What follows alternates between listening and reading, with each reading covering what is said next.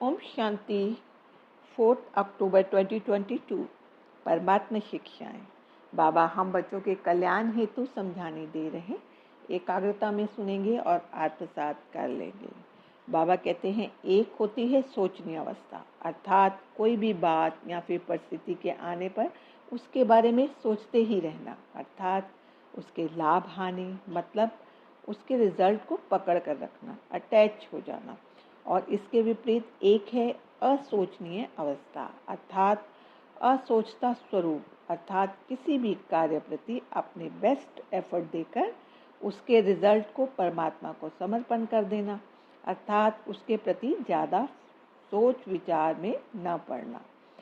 असोचता का मतलब है मैं भीतर से खुश और हल्की हूँ, कोई भी चीज़, बात या परिस्थिति मुझ पर प्रभाव नहीं डाल रही। असोचता का यह मतलब नहीं कि कोई काम आया तो मैं उसके बारे में सोच ही नहीं रही हूँ।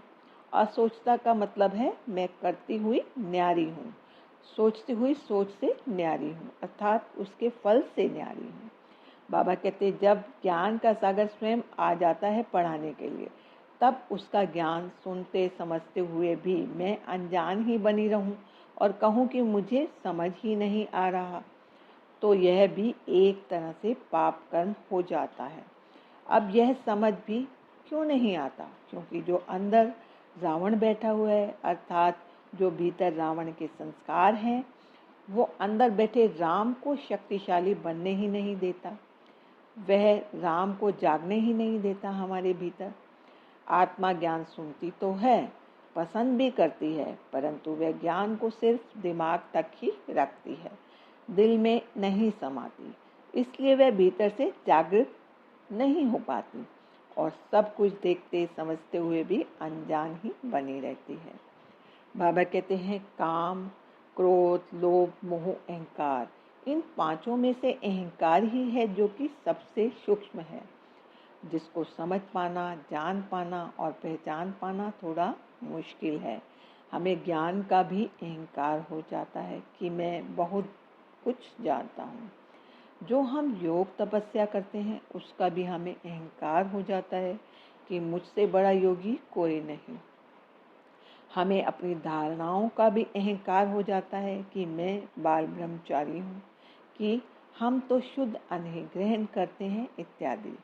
हम जो भी सेवाएं करते हैं, जो भी अच्छे कर्म करते हैं, तो उसका भी हमें अभिमान हो जाता है, क्योंकि जहाँ सेवा में स्वार्थ आ गया, हम जिस चीज़ का अपनी कृतियों का वर्णन करने लग जाते हैं, दूसरे को बताने जताने लग जाते हैं, खुद को बेहतर दिखाने लग जाते हैं, तो हम अपने भीतर बैठे रावण अर्थात रावण के संस्कार को बड़ा करते जाते हैं।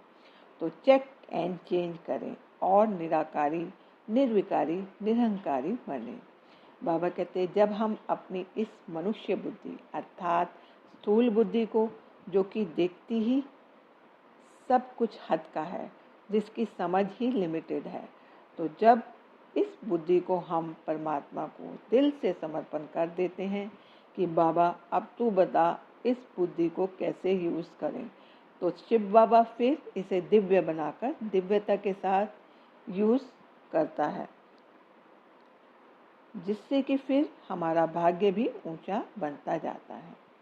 बाबा कहते हैं जितनी जो चीज़ प्योर होती है उतनी वह लाइट होती है, और जितनी इम्प्योर होती है उतनी ही भारी होती है।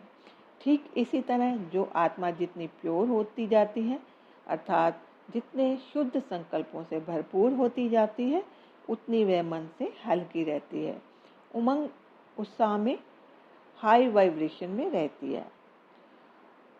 और जितनी इम्प्योरिटीज होती हैं आत्मा में, तो तब वह उतनी ही मन से भारी रहती है। समझा? अच्छा, ओम शांति। शुक्रिया बाबा, शुक्रिया।